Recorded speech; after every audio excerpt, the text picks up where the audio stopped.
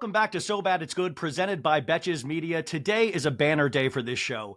I wrote down on a slip of paper 4 years ago my dream guest, and this man was on it. He is a brother, a husband, a father, and a friend. He goes by a lot of names. You might know him as The Situation, but also Big Daddy Sitch, The Mediation, The Investigation, Mikey Abs, The Blessification, The Motivation, but now I'm going to call him The Inspiration after reading his new book, and we can also call him an author. His new book is out this December 19th. It's the perfect holiday gift for your pop culture obsessed friends and family. It is called Reality Check, Making the Best of the Situation, How I Overcame Addiction, Loss, and Prison. Mike, The Situation Sorrentino, welcome to the show. Oh, man. Thank you so much, man. Feels like the first time every time. Thanks for having me. I got to say, I read this book in 2 sittings, and I usually just watch reality television now and don't read books. This thing is an adventure. Yes, it is. I'll be honest with you. I thought it was time to share the story of the situation that people didn't know. You know, I've been on TV for the past 15 years. My life has been a TV show, but I didn't think that they knew exactly the situation. So it was time to sort of write an amazing book that I call my masterpiece. I mean, it really is. Your life has kind of turned into this kind of rags to like fiscal riches to rags to actually spiritual riches because you know what you have gone through and what this book really did read like the last scenes from Goodfellas at times where you were just on the run, ditching MTV crews, going overseas. I mean, I didn't realize the intensity of the struggle that you went through these last 14 years. Yeah, I was a what's called a legendary savage. I don't think I don't think that people are going to understand until they read this book. This book is going to entertain. It's going to shock. It's a page turner. You don't want to put the book down. And like you said, it is like an adventure. But at the end of the day, it's going to inspire people because I describe and articulate in there how I recovered from addiction and a ton of other obstacles.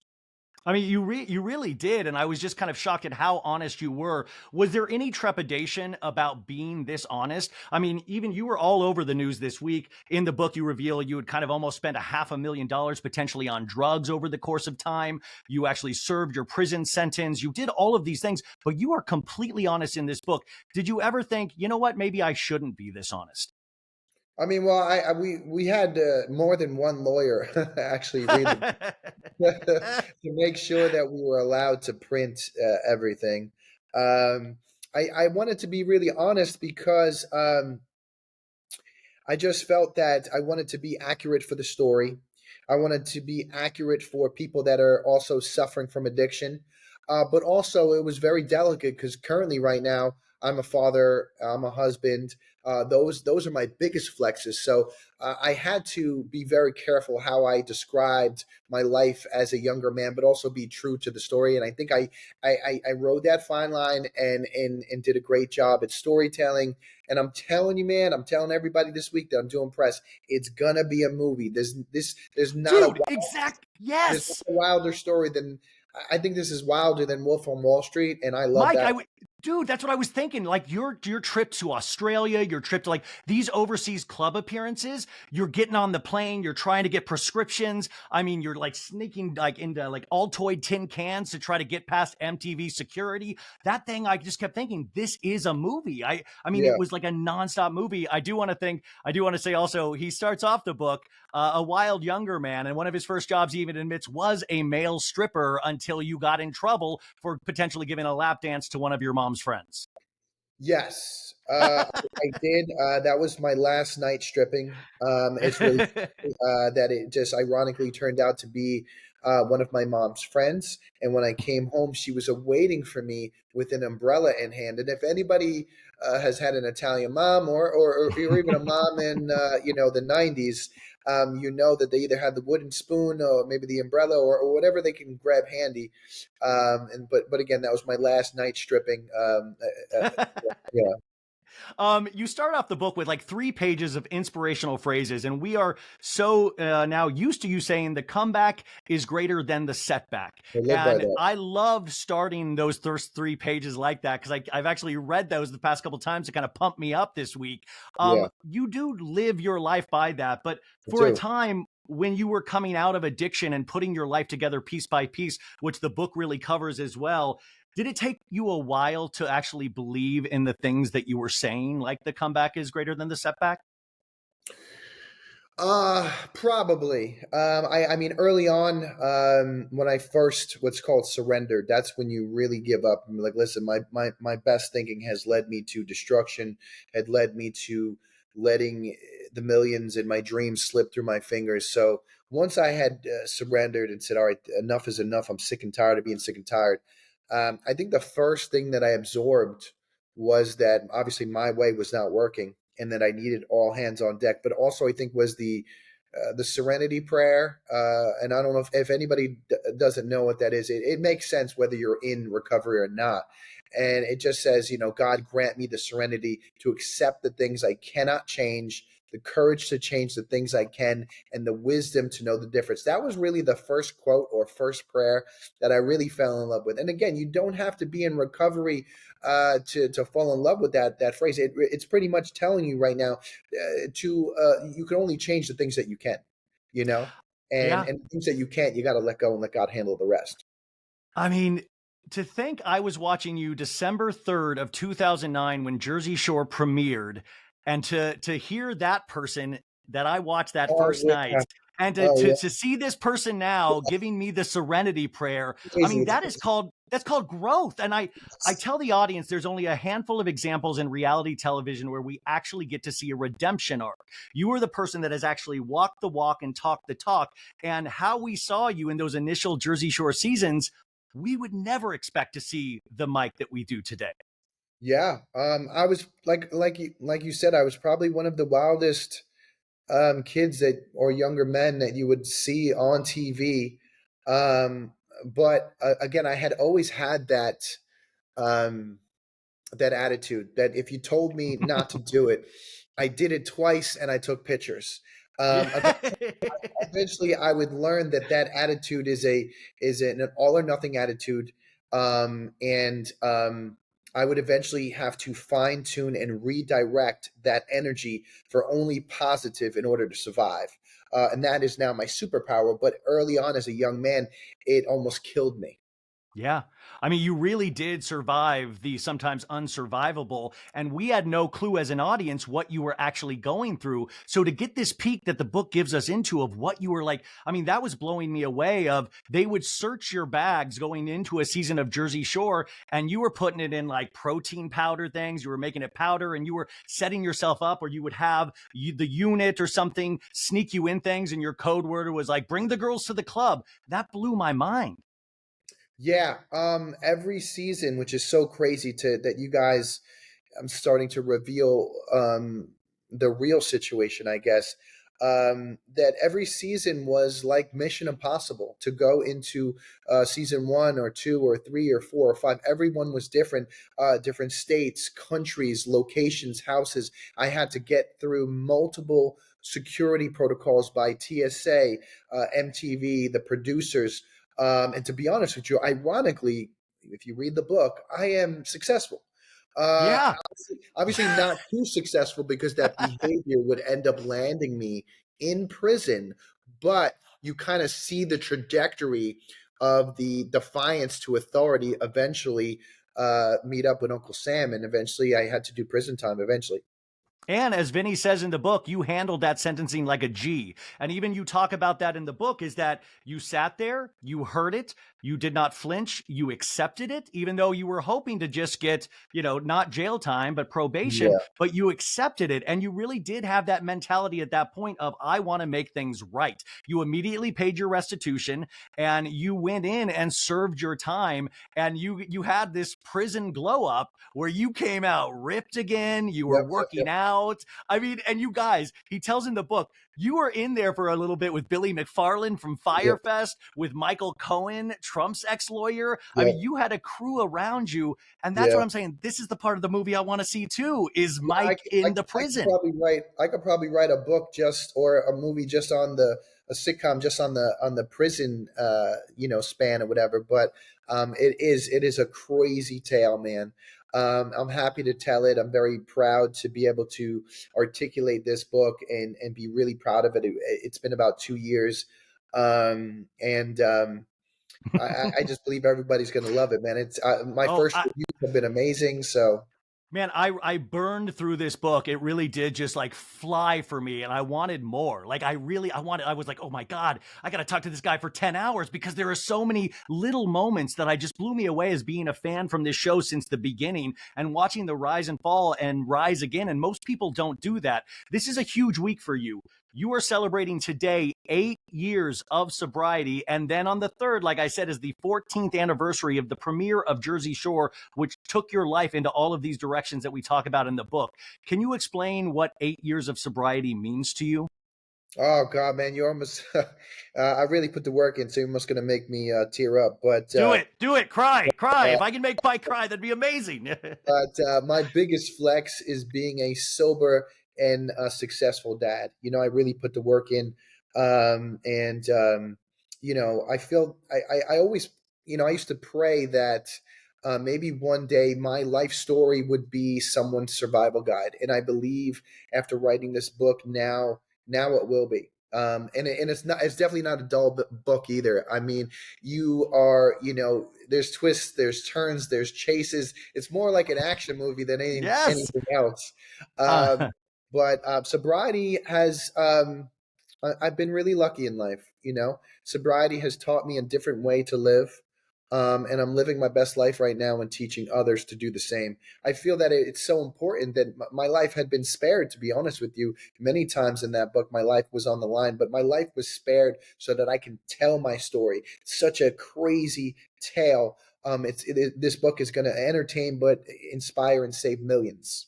I really do, because you do talk about the ones that we lost along the way as well. I would also like to counter that this is an action book, but it's also a romance story. You talk about your wife. You says, the person who has the single biggest impact on my life, bar none. It's where I made the acquaintance at college of one Lauren Elizabeth Pesci, my future wife, best friend, mother of my children, and better half. A woman who went on to fight for me when I wouldn't fight for Yep. myself. Someone who showed me the meaning of life, of living your best life, who ignited a flame in me to be a better man and inspired me to fight some of life's toughest battles with integrity, honor, and faith. Damn, She I'm really about to did. tear up. I'm She about to did tear stand up. by your side, dude. Like, she Yeah, stood by your about side, to and tear up. Yeah, it's real, man. That's why this book is so good because everything is so raw and unfiltered. But my wife, she inspired me early on, even when we were dating in college. She inspired me to go after my dreams when she went after her dreams and she went into the fashion world, and that's why I really ended up in TV because I didn't want to really be left behind. And also, she made the decision in our relationship not to get back together during the Jersey Shore years. I wanted to get back with her. I just got this big chance and this big contract from MTV, this unknown reality show, and she's like, not so fast. And she's like, "We'll never last." She's like, "Either get back with me, or you can go on the show." And I'm like, "Listen, I have to go for my dreams." So I did go on the show. We did not get back together. We probably wouldn't have lasted. And she was 100% right. And then obviously, when we reconnected later in 2013, she was the missing piece to the puzzle. She was the one to inspire me to not even be, but find that person inside of me, find that flame, and continue to rise above and be better. And because what I really wanted was to have a family. I wanted the kids. I wanted that Italian family. That was for me. That was the end goal. You know what I mean? And when you read the book of all the trials and tribulations and the tough times and the sacrifice and all of the pain, it's all worth it when you get to the end of the book and you have the beautiful family and the kids and you're back on the top of the reality TV mountain, getting paid and killing the game and such. So I mean, that's what I see. Like I was going through your Instagram last night and I was looking at this beautiful family. You have two kids with a third on the way. And you Yeah. even talk about the struggles to start your family and even about sharing that when you got back to Jersey Shore family vacation of actually sharing that with the audience, which was so important to see those struggles that a lot of us have who aren't on reality television. But it is interesting to look at this and it is kind of this perfect dream that once again, when I watched that man December 3rd of 2009, I would have never thought I would be looking at his Instagram 14 years later with a beautiful family. And Lauren, you guys, she points out, remember, Jersey Shore all went away for a time. You had all these fancy cars, you had all this money, and things crashed hard. And she stood by you. You had a 2-bedroom apartment, and she stayed with you through all of this. And I just thought how amazing during that time of you were at the highest highs. You were one of the biggest celebrities in reality television and all of pop culture. You had Leo DiCaprio coming up to you at a nightclub going, GTL all day, baby. Like you had everything and then you lost it all, but then you gained everything in return. And that's the thing that I keep coming back to in this book. Yeah, it's an amazing, beautiful story. A rise and fall and rise again. They say you're not a true hustler until you lose everything and gain it all back again. That's a cool quote, but I really did work really hard. I really put the work in, and I led with integrity, grace, and class throughout the whole time. I continued to challenge myself year after year, whether it was on reality TV, whether it was in front of the world, whether I was in court, whether I was in prison. I kept fighting for what I thought was important in life. And what I thought was important was family, was my relationship to God, experience, being a better man. And I found that man inside of me. I wrote this book, and I spared no detail. And again, I feel that everyone has really been loving this book, Yeah. and it feels amazing that everyone does because I put a lot of hard work in it. It's my masterpiece, so I'm Well, feeling yeah. good right now. There's a great part in the book that I think about your life could completely change where your dad was going to force you to go into the military if you didn't make something happen. And that's when you kind of discovered modeling a little bit, which led you to the casting call, which I think was initially a VH1 show that turned out to be Jersey Shore. But it seems like even with all of the problems, you still had this, I don't know if it was a core belief in yourself, but you thought always you were meant for greater things. Yes. I definitely, if I was to see my younger self and speak to him, I would definitely shake his hand. Although he's made a lot of mistakes, I would definitely shake that man's hand because he had an unwavering self confidence and he went for his dreams. When a lot of people would be scared, they would procrastinate, they would cower down. I took the Hail Mary and saw it through, and eventually turned the 15 minutes of fame into 15 years. I've had everything from ab creams to bobbleheads. I got Christmas ornaments of the situation. Mike, are you talking about this, right? I got this the first season of Jersey Shore. I'm showing Mike I have Snooki, I have DJ Pauly D. Yeah, I bought all of these because I thought they were hysterical and I was such a fan of the show. And here we are 14 years later. I get to show Mike his own yeah, Christmas ornament, that's but they're on amazing. my Christmas tree now. Do you know, which is the sweetest thing ever? Is today my son's 2.5. When he walks by the Christmas tree, he picks up that ornament and he says, "Daddy." I mean, there's nothing better than that. There isn't all the pain, the sacrifice, the prison time, the times of almost giving up. I mean, I obviously never gave up, and that's what I preach in the book. It's all worth it now to have the family, the two kids, the one on the way. To continue to challenge myself to become a better person in sobriety, family, and life. So that's the best. You are a father to a son. And if your son grows up to be the situation part two, how will you handle him knowing that the road that you went down? Yeah, I'd have to sit the duplication down and I'd have to sit him down and I'd have to explain the pitfalls of being a celebrity and money. But I would support my son in whatever he would do. I mean, he's right now, my son Romeo, he's verified on Instagram and has almost 5 100,000 followers. So, I mean, I definitely would have to, have a talk with him. I wonder if the abs are genetic. I wonder if he'll have like a 10-pack or something. Yeah, he might. He might. Yeah, he's very, very thin. He's very thin and he has a small waist. So it's a very big possibility. Can you speak to the friendships from the Jersey Shore cast, because they had a certain opinion of you from that first run of shows, and you guys lost touch a little bit, and then you came together to shoot a commercial. The magic was still there, and there was actually kind of this touching moment that I don't think was. But you said you were worried. I think it was like you had a cooking show, or you were offered to be on World's Worst Cooks with your wife, and you were like, I don't know if I still have it. I don't know if I still got it. And I thought Yeah. that was interesting. It was one of the only moments in the book where you almost kind of like seemed a little shaky about returning back to television. And then you talk about your cast meeting the new Mike. What was that all experience like of a new Mike and being worried how your cast members were going to respond to him?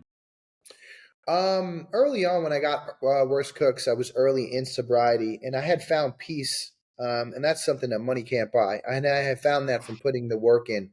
Um, but what I also found was that you have to continually challenge yourself in life. And I needed to continue to feed my family. And my job, my profession is being a reality TV star. So I kept getting offers here and there from different networks, and I had to take them or find another occupation. So I decided to obviously continue to do that because I did love what I did. I just had to find a different version of myself, and which I did accept that challenge, and I was happy. But when I finally went and saw my castmates, that was a little further down the line. I had more sobriety under my belt. I was really putting in the work despite the obstacles, despite facing, the government coming after me for millions and trying to put me in prison. I had that peace amongst the storm. So I was excited to reveal this new situation to my roommates because I really was putting in the work. In recovery, um, and there's a phrase called by attraction, not promotion. And I had adopted the 12 steps, adopted the serenity prayer, but I had added onto it my own flavor and the gym tan laundry and the dieting. So I didn't, you know what I mean? I made it into my own. So I was excited for my friends to meet this new version of myself. Because a lot of people, even the haters and the naysayers, you can't be sober, you can't contribute to a popular show, you're not going to be funny anymore, you're not going to be good in front of the camera. So I had a lot of people I had to prove wrong as well. Do you still ever have down days? Or are you always like, I am positive from the morning I get up? I mean, does the situation ever get down? And what do you do if you do to get out of that at this point? You're like, Rarely, no. rarely, rarely. I have put in so much work. I mean, I have faced the devil. Um, and remained positive. I have Yeah. faced prison time. I have faced miscarriage. I have faced my son in the NICU. Once an emergency situation happens, I'll be honest with you, I start to go into almost like a crisis. I become like a crisis management specialist because I'm so used to being in the fire, so to speak. And I'm more about the being about the solution than the problem. So to be honest with you, I really don't have bad days. I'm constantly working on myself, trying to be a better person, staying busy, achieving. After I'm done writing this book and doing a press tour, then I'll have another challenge to challenge myself.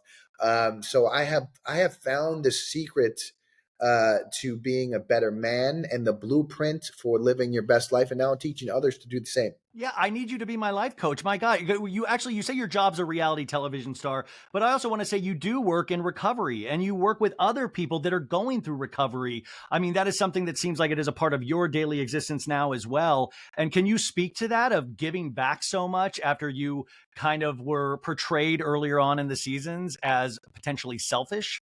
I mean, I, you know what? I always like to take on a good challenge. I always like to face insurmountable odds and say, you know what? It's not why me, it's try me. So I'll be that face. I'll be that guy. The comeback is greater than the setback. I'll be the face of recovery. And because my story is so crazy and so wild that people are going to be like, "Oh my God, I thought I was wild. Did you read Mike's book? Holy, what the? He's lucky to be alive," which I am. And that's why when I enter into these treatment centers, when I enter into the high schools and the colleges, everybody is quiet. Everybody is listening because they can't even believe the stories that we have that are actually true. Yeah, I mean, it really is. I was thinking about the movie that I think should be made out of this book. Who would you want to see portray Mike the Situation Sorrentino? Uh, you know what? I'm a big fan of Miles Teller. He did a great job with a biopic or two before this. And also, I'm a fan of Top Gun, so I think he would do a great job. I probably would be in the movie as well as an executive producer to make sure that everything is just right. And obviously, I'll do a cameo. Maybe I'm the therapist doing the intake at one of the rehabs, which is pretty funny. Yeah. That would be truly amazing. I would love to see Miles Teller portray you. I don't think he can get the abs, but we'll see. You also bring up in the book, which has gotten a lot of press this week. You talk about that's what I'm saying. You were so honest in this book. You talk about that you had at one point an emergency sex tape that Yeah. you could sell. It was like the alarm, like if you know break in case of emergency, Yep. and the emergency sex tape. How close did you ever get to potentially releasing that? I mean, we were very close. At the time, I was bleeding money. There was more money going out than it was coming in. The shooting star that was the situation was coming in for a crash landing, and I had exhausted all the options. But there was, one option left, and that option was I had this sex tape that I had been holding on for a couple years in a safe, and it was me and a few participants. It was me plus three, and it was very wild. And I was like, "All right, it's time." So I went to the lawyers. I went to my team. Ironically, at the time, my mom and my girlfriend were in the room at the time. They didn't okay it. There has been some reports that my mom and Yeah, then yeah. girlfriend approved it. They didn't approve it. They were just in the room at the time. Everybody had wide eyes, like, "Oh my God, like, is this going to happen? Are we really going to do this?" So when we started to go down the journey and talk to lawyers and talk to we had to review the tape. Everyone had to watch it. Everybody Oh was my shocked. God, everybody had to watch it? Oh my Not everybody, just God. Just the not my mother, not my mother. That's crazy. Not even my girlfriend at the time. No, once we got past the step of it might happen, then it got to the next step, which was okay. Let's watch it. Not everyone, a few people, not my mom and my sister. I want to clarify, Yes, yes. clarify, and my then girlfriend. Um, then we started to contact like the adult entertainment companies like Vivid, and we wanted to see the process of releasing it, how we would release it, how much money they would give me up front. And once we started to go through that, I wasn't happy with some of the proposals that I was getting. Like again, you're talking to a guy that was getting upwards of almost $200,000 an episode Yeah. from MTV. I'd gotten endorsements from pharmaceutical companies that were half You a were on million. Suboxone, a drug that Yeah, you thought they thought you should be on, but you were actually yeah. So on drugs at the time. You had all I of was these things. getting big money endorsements, making big money. So when we started to do the sex tape journey or investigation into what would the offers we were getting, maybe they offered like six figures up front and some back end. And I was like, I wanted more up front because I needed more up front because I was bleeding the money and I needed Yeah. to try to lessen the fall. So when I started to hear like less money up front, and then the fact that we had to do more due diligence, I'm like, the juice is not worth the squeeze. There's more negatives than positives right here. And who knows what have happened if I would have released it. with my Thank relationship. God you Yeah, didn't. I mean, yeah, it seemed like everything worked out the way it's supposed to, which life will kind of sometimes point you in that direction as we start winding down here. And I just want to tell you, this is the tip of the iceberg, folks. You got to get this book because I am not even getting into the details. I read the Motley Crue autobiography of that band. This thing is more yeah. insane than Motley Crue's The Dirt autobiography. I mean, just talking the women, the parties, the traveling, the Oh yeah, money, and then the the fall. women the women part was crazy. That was definitely a fine line I had to walk to because I'm now a father and a husband, but I had to be true to the story about how crazy that time was. In the early Jersey Shore years when it had first come out, it was the biggest show in the country, and a slow night would be a threesome. A normal night would be 6 to 10. Oh, you take us through a whole thing of how he would go through the girls, how he would like whittle it down from 10. It is wild, you guys. But when you go back, I don't know if you ever watched that first season of Jersey Shore. Do you see things in that person, in that Mike? Could you see fear that we possibly couldn't see? Like, did you see when you ever watched those clips back? Do you remember that? Because you also told like, man, some of this stuff is so hard to remember because I was drug addled. I was like on all of these things. But like, what do you see now when you see clips of the old Mike? I mean, when I see clips of the old Mike, I mean, certain points I'm definitely proud of. The name that I established for myself. I was a household name. I obviously went for my dreams, but eventually I fell prey to bad decision, indecision, ignorance, and drug addiction. And eventually, though, I had that I had that fight in me. I had that dog in me not to give up and to find that next version of myself to fight addiction, fight my demons, fight any obstacles to that was in my path to move forward and be the man I am today. So, I'm definitely very proud of myself because most people, and it's really true, if you mention one of the many things that I faced, they don't come out the other side. I Yeah. faced challenge after challenge after challenge, and I think this is why my story or myself that I've been spared to kind of shine this light that it doesn't have to be drug addiction. It could be any obstacle. You can get through it. Well, I saw JWoww and Sally Ann Salsano the other night at a variety party, and I Oh said yeah, I said I was interviewing you, and they said, "Oh, he has a book out. We didn't know. Tell him we said it." They were joking, and yes. Sally Ann's a creator of Jersey Shore, and I just think it's interesting that these guys get to see this new Mike, your cast members, and you're good with everybody in the cast. Everything's good. Oh, 100%. Those guys are my besties. I mean, the cast right now, we are a family at this particular point, including Sally Ann Salsano. She's like the mom. Yeah. And, Jay Wow, Snooky, Paulie D, Vinny, uh, those guys, we have a group chat. We speak every day about everything culture, politics, the show, passing context and helping each other out. So, it's so amazing that this show 14 or let's say 15 years ago has it has turned into this beautiful friendship that's a family now too. It's unheard of, No, I that mean, it's unheard of that you guys came back the way you did with Family Vacation and was, just as successful in some ways. And we really yes, do care about everybody in that cast. You are part of our pop culture family. And this book, you guys, Reality Check, Making the Best of the Situation, comes out December 19th. I'm telling you, this is the perfect holiday gift, or just buy it for yourself. I'm telling you, this is a great read. You are going to be enthralled over the holidays. I was shocked the more I got into it. And this is the tip of the iceberg. I could talk to you for hours, dude. You truly are an inspiration. You have been somebody that I've followed for so long, and I just rarely see that with a reality television star that they actually make the changes necessary. And I'm so glad you are man, seeing the yes. fruits of all that labor, man. Dan, thank you. Very well spoken. And even to this day, like I said, the book comes out in the next week or so. I'm shooketh when I read my own stories. I'm shooketh.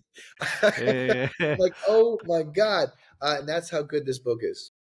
Well, can I come over for Feast of the Seven Fishes this holiday? Was that Oh yes, I am turning up, man. My Christmas Eve this dinner is going to be top tier. It's going to be extra as AF. I can't wait to celebrate with the kids and enjoy the fruits of my labor. Well, you are on the Mount Rushmore of reality, and now you are a book author. I hope to talk to you down the line, man. And thank you for everything that you've done for pop culture and reality television and Yo, sobriety. thank you so much. This is an amazing interview. People are going to love it, as well as the book. And happy holidays, guys. Thanks, man.